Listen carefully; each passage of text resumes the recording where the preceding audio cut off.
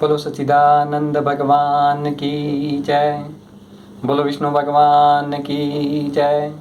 बोलो वृंदावन बिहारी लाल की जय। जय जय श्री राधे, जय जय श्री राधे।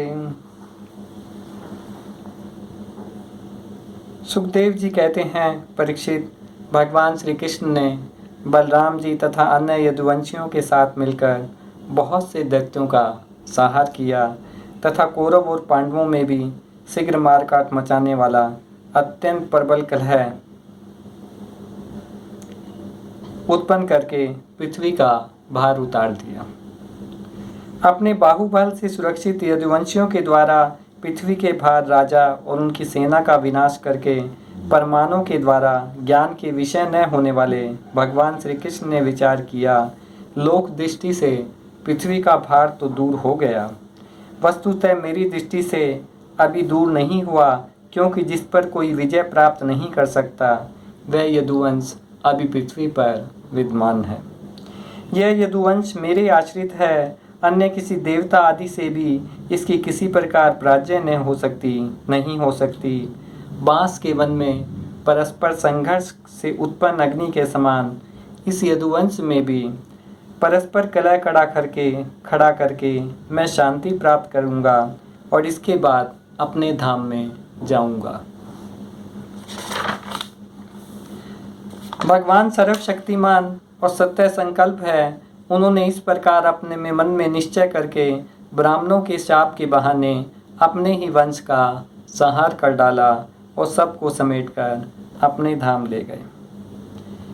राजा परीक्षित ने पूछा, भगवान, यदुवंशी बड़े ब्राह्मण भक्त थे, उनमें बड़ी उदारता थी, वे अपनी कुल बुद्धि की वेदों की नित्य निरंतर सेवा करने वाले थे।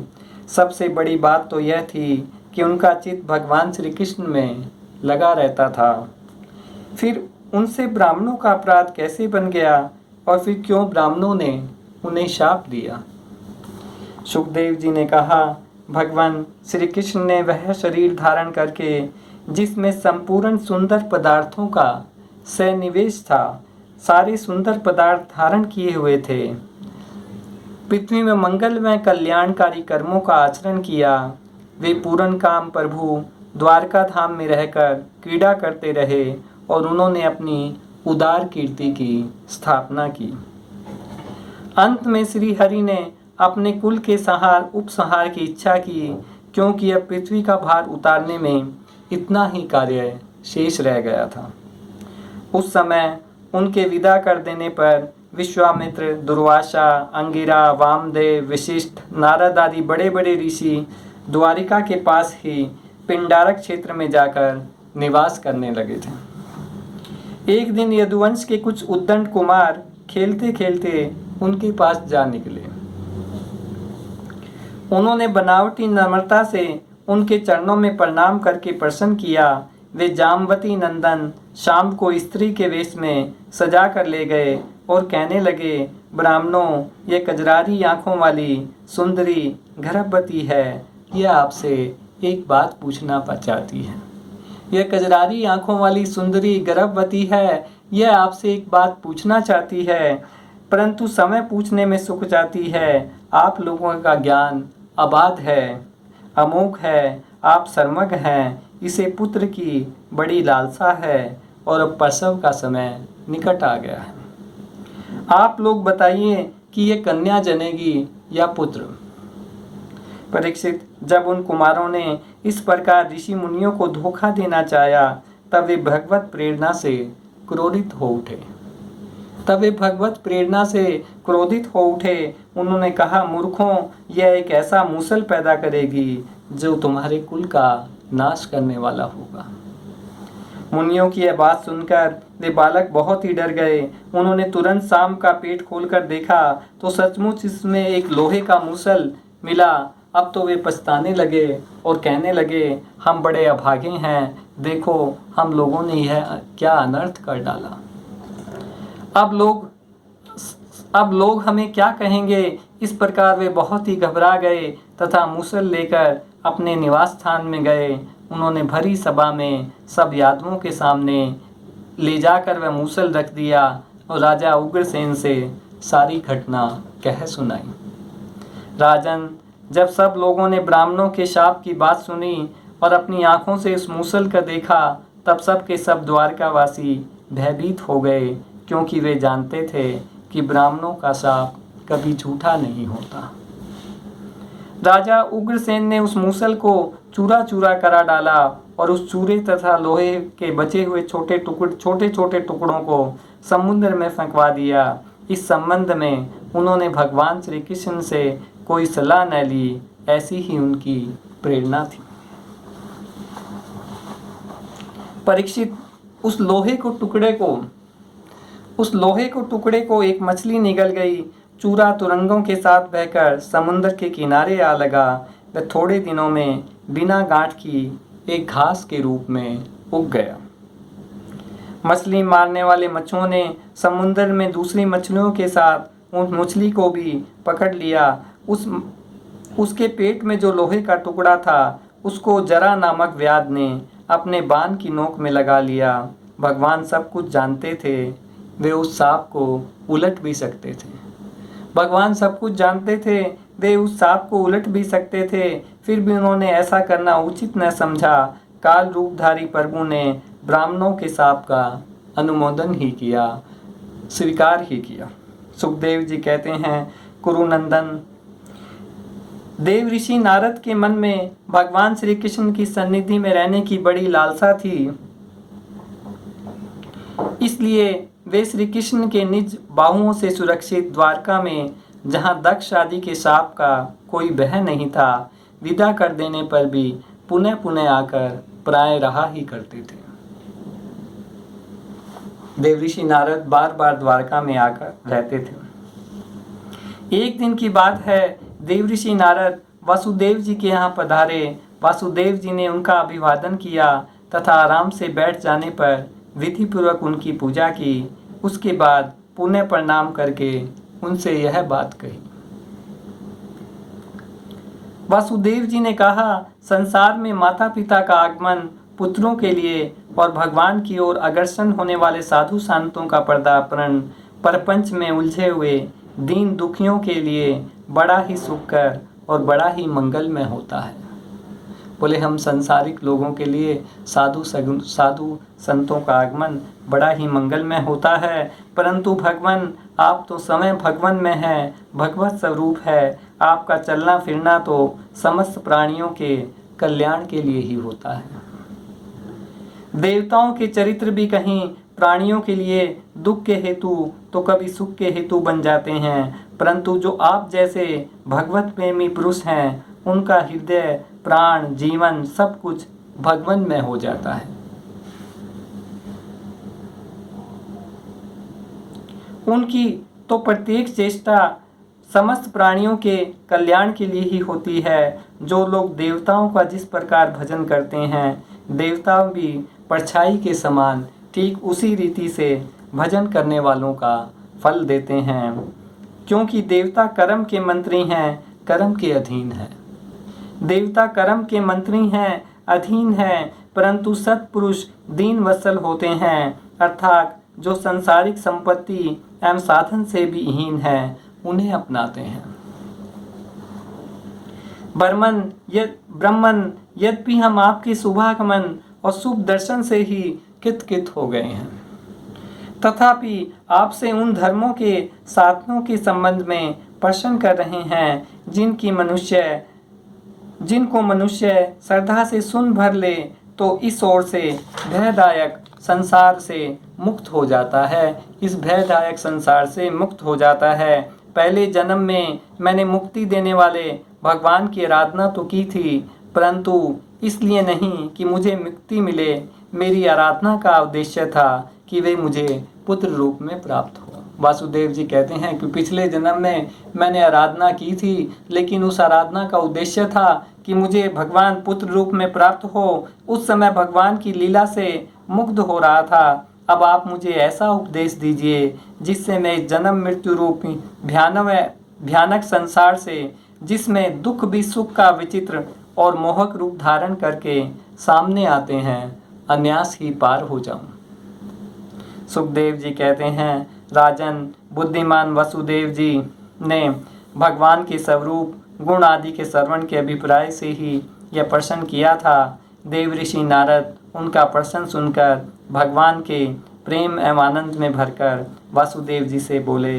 नारद जी ने कहा, यदुवंश शिरोमणि, तुम्हारा यह निश्चय बहुत ही सुंदर है, क्योंकि भागवत धर्म के संबंध में है, जो सारे विश्व को जीवन दान देने वाला है, पवित्र करने वाला है। वसुदेव जी, यह भागवत धर्म एक ऐसी वस्तु है जिसे कानों से सुनने, वाणी से उच्चारण करने, चित्त से स्मरण करने, हृदय से स्वीकार करने या कोई इसका पालन करने जा रहा हो तो उसका अनुमोदन करने से ही मनुष्य उसी क्षण पवित्र हो जाता है।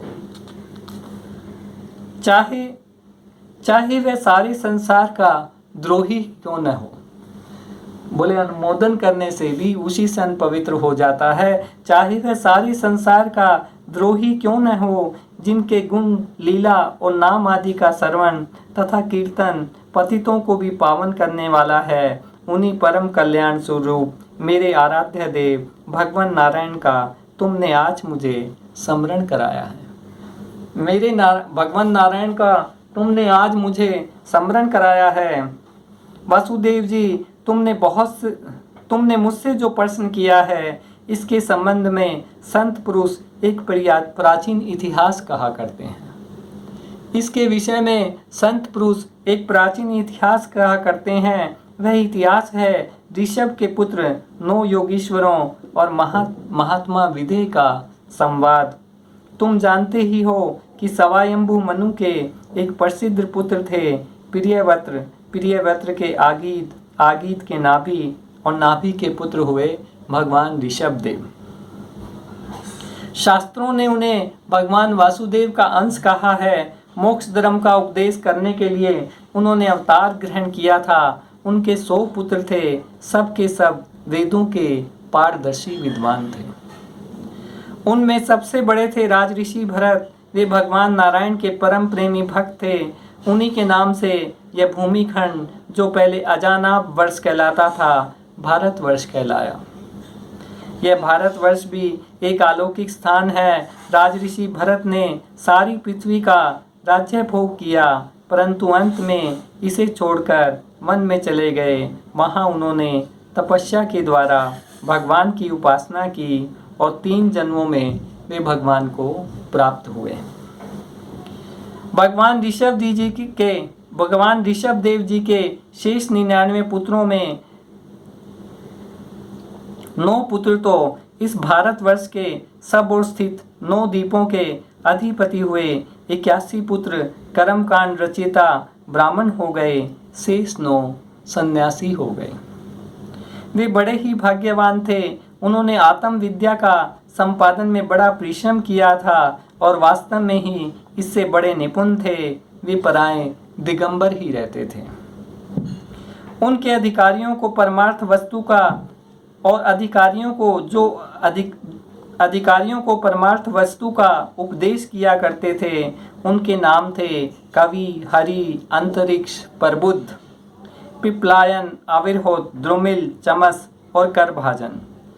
वे इस कार्य, कारण, व्यक्त, अव्यक्त भगवत स्वरूप को, जगत को अपने आत्मा से अनुभव करते हुए पृथ्वी पर स्वच्छंद विचरण करते थे। वे जहाँ चाहते चले जाते। वे सब के सब जीवन मुक्त थे। एक बार की बात है, इस अजाना भारतवर्ष में विदेहराज महात्मा निमि बड़े बड़े ऋषियों के द्वारा एक महान यज्ञ करा रहे थे। बड़े बड़े ऋषियों के द्वारा एक महान यज्ञ करा रहे थे। पूर्वोक्त 9 योगीश्वर स्वच्छंद विचरण करते हुए उनके यज्ञ में जा पहुंचे।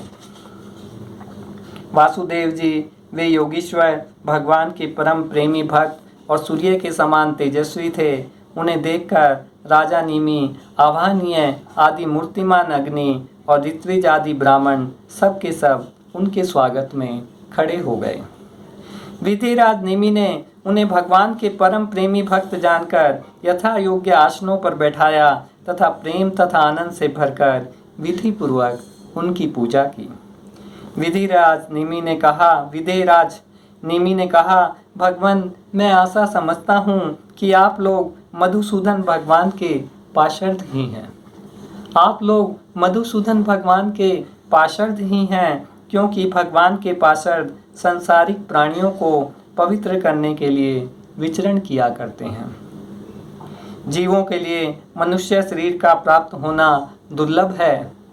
जीवों के लिए मनुष्य शरीर का प्राप्त होना दुर्लभ है। यदि ये प्राप्त भी हो जाता है तो प्रतिक्षण मृत्यु का भय सिर पर सवार रहता है, क्योंकि यह क्षण भंगुर है। इसलिए अनिश्चित मनुष्य जीवन में भगवान के प्यारे और उनके प्यार करने वाले भक्तजनों का, संतों का दर्शन तो और भी दुर्लभ है।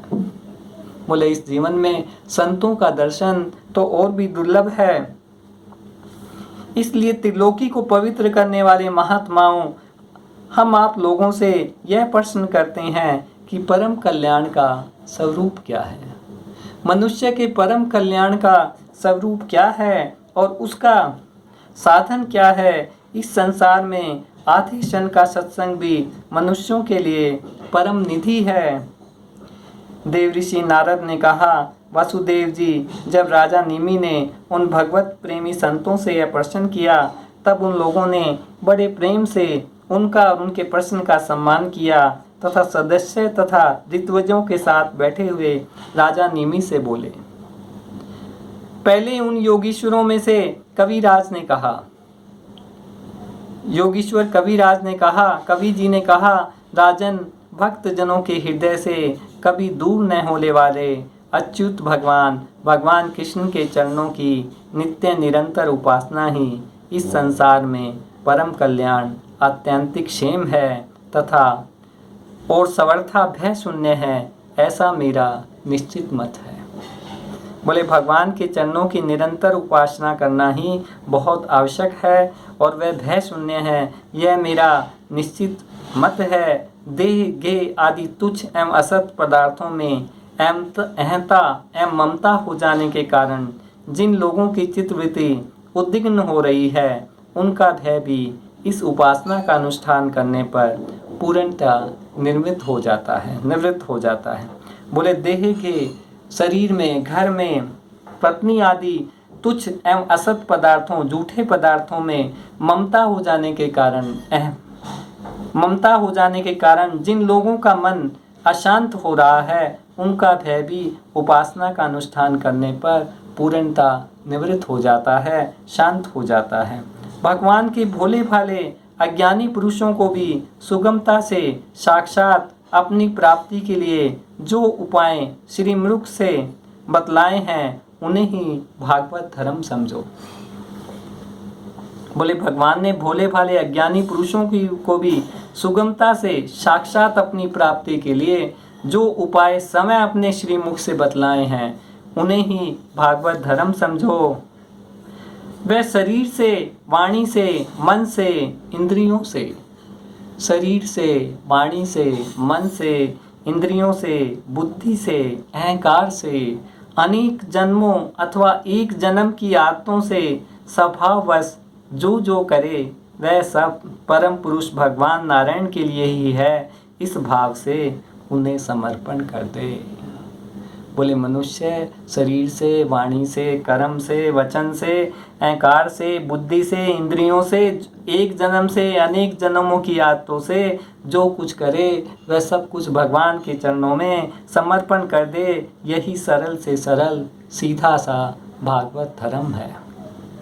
ईश्वर से विमुख पुरुष को उनकी माया से अपने स्वरूप की विस्मृति हो जाती है और उस विस्मृति से ही मैं देवता हूँ, मैं मनुष्य हूँ, इस प्रकार का भ्रम हो जाता है। बोले, जो मनुष्य ईश्वर से विमुख है, भगवान से विमुख है, वह उनकी माया से उसे उनके स्वरूप की विस्मृति हो जाती है, उनके स्वरूप का याद नहीं रहता और इस विस्मृति से ही मैं देवता हूँ, मैं मनुष्य हूँ, इस प्रकार का भ्रम हो जाता है। इस देह आदि अन्य वस्तु में अभिनिवेश तन्मयता होने के कारण ही बुढ़ापा, मृत्यु, रोग आदि अनेकों भय होते हैं। बोले, इस शरीर में और इंद्रियों आदि में बहुत ज़्यादा मन हो जाने से, बहुत ज़्यादा दृढ़ता, राग हो जाने के कारण ही बुढ़ापा, मृत्यु, रोग आदि भय होते हैं। इसलिए अपने गुरु को ही आराध्य देव, परम प्रीतम मानकर अन्य भक्ति के द्वारा उस ईश्वर का भजन करना चाहिए।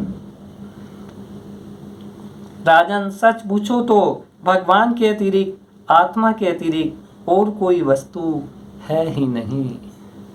बोले, सच पूछो तो भगवान के अतिरिक्त, आत्मा के अतिरिक्त और कोई वस्तु इस संसार में है ही नहीं, परंतु न होने पर भी इसकी प्रतीति, इसका चिंतन करने वालों को उसके चिंतन के कारण, उधन मन लगने के कारण ही होती है।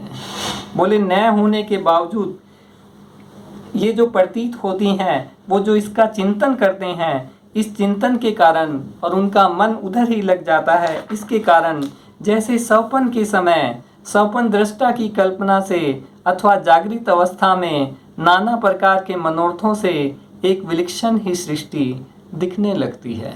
बोले, जैसे सौपन के समय एक अलग ही सृष्टि दिखलाई देने लगती है। इसलिए विचारवान पुरुष को चाहिए कि संसारिक कर्मों के संबंध में संकल्प विकल्प करने वाले मन को रोक दे, कैद कर ले।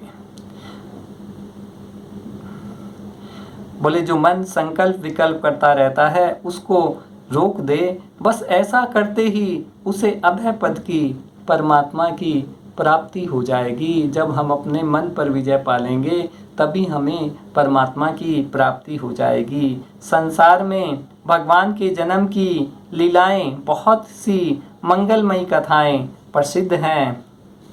राजन, यह आकाश, वायु, अग्नि, जल, पृथ्वी, ग्रह, नक्षत्र, प्राणी, दिशाएं, नदी, समुंदर, सब के सब भगवान के शरीर हैं। यह आकाश, वायु, अग्नि, जल, पृथ्वी, सब के सब भगवान के शरीर हैं। सभी रूपों में समय भगवान प्रकट है, ऐसा समझकर वह जो कोई भी उनके सामने आ जाता है, चाहे प्राणी हो या अप्राणी, चाहे प्राणी हो या प्राणी, उसे अन्य भाव से, भगवत भाव से प्रणाम करता है। जैसे भोजन करने वाले को प्रत्येक ग्रास के साथ ही, जैसे भोजन करने वाले को प्रत्येक ग्रास के साथ ही तुष्टि अथवा तृप्ति, पुष्टि, जीवन शक्ति का संचार, क्षुधा निवृत्ति और भूख का नाश, ये तीनों एक साथ हो जाते हैं। बोले, खाना खाने वाले को, भोजन करने वाले को एक घास के साथ ही तुष्टि मतलब तृप्ति, पुष्टि मैंने जीवन शक्ति का संचार, और क्षुधा निवृत्ति और भूख की शांति, ये तीनों एक साथ हो जाते हैं। वैसे ही जो मनुष्य भगवान की शरण लेकर उनका भजन करने लगता है, उसे भजन के प्रत्येक क्षण में भगवान के प्रति प्रेम, भजन के प्रत्येक क्षण में भगवान के प्रति प्रेम, अपने प्रेमास्पद प्रभु के स्वरूप का अनुभव और उनके अतिरिक्त अन्य वस्तु में वैराग्य, इन तीनों की एक साथ ही प्राप्ति हो जाती है। बोले, भगवान के प्रति प्रेम और भगवान के स्वरूप का अनुभव और उसके अतिरिक्त अन्य वस्तुओं से वैराग्य, इन तीनों चीज़ों की एक साथ प्राप्ति हो जाती है। राजन, इस प्रकार जो प्रतिक्षण एक एक वृत्ति के द्वारा, एक एक चेष्टा के द्वारा भगवान के चरण कमलों का ही भजन करता है, बोले, जो हर समय प्रत्येक चेष्टा के द्वारा भगवान के चरण कमलों का ही भजन करता है, उसे भगवान के प्रति प्रेममयी भक्ति, संसार के प्रति वैराग्य, अपने प्रियतम भगवान के स्वरूप की स्फूर्ति, ये सब अवश्य ही प्राप्त होते हैं। वह भागवत हो जाता है, और ये जब सब प्राप्त हो जाते हैं तब वह समय परम शांति का अनुभव करने लगता है। राजा नेमि ने पूछा, योगेश्वर, अब आप कृपा करके भागवत भक्त का, भगवान के भक्त का लक्षण वर्णन कीजिए। उसके क्या धर्म है और कैसा स्वभाव होता है, वह मनुष्यों के साथ व्यवहार करते समय कैसा आचरण करता है, क्या बोलता है, किन लक्षणों के कारण भगवान का प्यारा होता है। अब 9 योगीश्वरों में से दूसरे हरि जी बोले, राजन, आत्म स्वरूप भगवान समस्त प्राणियों में आत्मा रूप से, नियंता रूप से स्थित है। बोले आत्मा का स्वरूप जो भगवान है वह सब प्राणी में आत्मा के रूप में, सब प्राणियों में आत्मा के रूप में, नियंता के रूप में, उसका नियंत्रण के रूप में स्थित है, जो कहीं भी न्यून अधिकता ने देखकर सर्वूर्त परिपूर्ण भगवत सत्ता को ही देखता है। साथ ही समस्त प्राणी, समस्त पदार्थ आत्म स्वरूप भगवान में ही आधारी रूप से तथा अध्यस्त रूप में स्थित हैं, अर्थात भगवत स्वरूप ही हैं, इस प्रकार का अनुभव करता है। बोले जो कहीं भी ना न्यूनता अधिकता, बोले कम या अधिक न देखकर सब जगह भगवान को ही देखता है, और साथ ही समस्त प्राणी, समस्त पदार्थ आत्म स्वरूप भगवान में ही आधार के रूप में, अध्यस्त के रूप में स्थित हैं, अर्थात वास्तव में भगवान का ही स्वरूप हैं। इस प्रकार जिसका अनुभव है, ऐसी जिसकी सिद्ध दृष्टि है, उसे भगवान का परम प्रेमी उत्तम भागवत समझना चाहिए। ये उत्तम भागवत का, उत्तम भक्त का लक्षण है। जो भगवान से प्रेम, उनके भक्तों से मित्रता, दुखी अज्ञानियों पर कृपा तथा भगवान से द्वेष करने वालों की उपेक्षा करता है, वह मध्यम कोटि का भागवत है। बोले जो भगवान से प्रेम करता है, उनके भक्तों से मित्रता, दुखी और अज्ञानियों पर कृपा तथा भगवान से द्वेष करने वालों की उपेक्षा करता है, वह मध्यम कोटि का भागवत है। और जो भगवान के अर्चा, विग्रह, मूर्ति आदि की पूजा तो श्रद्धा से करता है, परंतु भगवान के भक्तों या दूसरे लोगों की विशेष सेवा नहीं करता, वह साधारण श्रेणी का भगवत भक्त है। बोले जो भगवान की पूजा तो करता है, लेकिन भगवान के भक्तों की सेवा नहीं करता, वह साधारण कोटि का भागवत भक्त है। जो श्रोत, नेत्र आदि इंद्रियों के द्वारा शब्द, रूप आदि विषयों को ग्रहण तो करता है, परंतु अपनी इच्छा के प्रतिकूल विषयों से द्वेष नहीं करता और अनुकूल विषयों के मिलनों पे हर्षित नहीं होता, उसकी यह दृष्टि बनी रहती है कि यह सब हमारे भगवान की माया है, वह पुरुष उत्तम भागवत है। बोले जो स्रोत मैंने सुनने, नेत्र मैंने देखने आदि की इंद्रियों के द्वारा शब्द और रूप आदि विषयों का ग्रहण तो करता है, परंतु अपनी इच्छा के प्रतिकूल विषयों से, जो उसे पसंद नहीं है, जो उसके प्रतिकूल विषयों से द्वेष नहीं करता, और अनुकूल विषयों के मिलने पर, अनुकूल यदि विषय मिल जाए, अनुकूल तो हर्षित नहीं होता, और उसकी यह दृष्टि बनी रहती है कि यह सब भगवान की माया ही है। बोले कैसे भी विषय मिले, उसे कैसी ही वासना डेली मिलती रहे, विषय भोग करने को मिले, उससे उसको कोई फर्क नहीं पड़ता, वह पुरुष उत्तम भागवत है। संसार के धर्म है जन्म, मृत्यु, भूख, प्यास, शर्म, कष्ट, भय और तृष्णा। ये कर्म से शरीर, प्राण, इंद्रियां, मन और बुद्धि को प्राप्त ही होते रहते हैं। जो भगवान की स्मृति में इतना तन्मय रहता है कि इनके बार बार होते जाते रहने पर भी उनमें मोहित नहीं होता, पराभूत नहीं होता, वह उत्तम भागवत है, वह उत्तम भक्त है।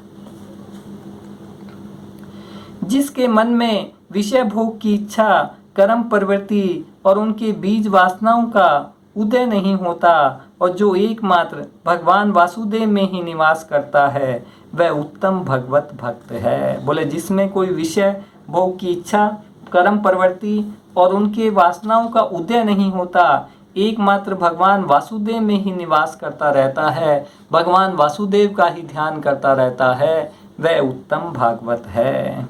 जिनका इस शरीर में न तो सत्कुल में जन्म, तपस्या आदि कर्म से तथा न वर्ण, आश्रम एवं जाति से ही अहम भाव होता है, मैं निश्चय ही भगवान का प्यारा होता है। जो धन संपत्ति अथवा शरीर आदि में यह अपना है, यह पराया है, इस प्रकार का भेदभाव नहीं रखता, समस्त पदार्थों में समतव रूप से, समान रूप से परमात्मा को देखता रहता है, समभाव रखता है, समान भाव रखता है, तथा किसी भी घटना अथवा संकल्प से किसी भी घटना अथवा संकल्प से विक्षिप्त नहीं होता, अशांत नहीं होता, शांत रहता है, वह भगवान का उत्तम भक्त है। राजन, बड़े बड़े देवता और ऋषि मुनि भी अपने अंतःकरण को भगवान में बनाते हुए जिन्हें ढूंढते रहते हैं, भगवान के ऐसे चरण कमलों से आधे क्षण, आधे पल के लिए भी जो नहीं हटता, निरंतर उन चरणों की सन्निधि और सेवा में ही संलग्न रहता है, सन्निधि और सेवा में ही संलग्न रहता है, यहाँ तक कि कोई समय उसे त्रिभुवन की, तीनों लोकों की राज्य लक्ष्मी दे दे तो भी वह भगवत स्मृति का, भगवान की स्मृति का तार नहीं तोड़ता, उस राज्य लक्ष्मी की ओर ध्यान नहीं देता। वही पुरुष वास्तव में भगवत भक्त वैष्णवों में अग्रगण्य है, सबसे श्रेष्ठ है।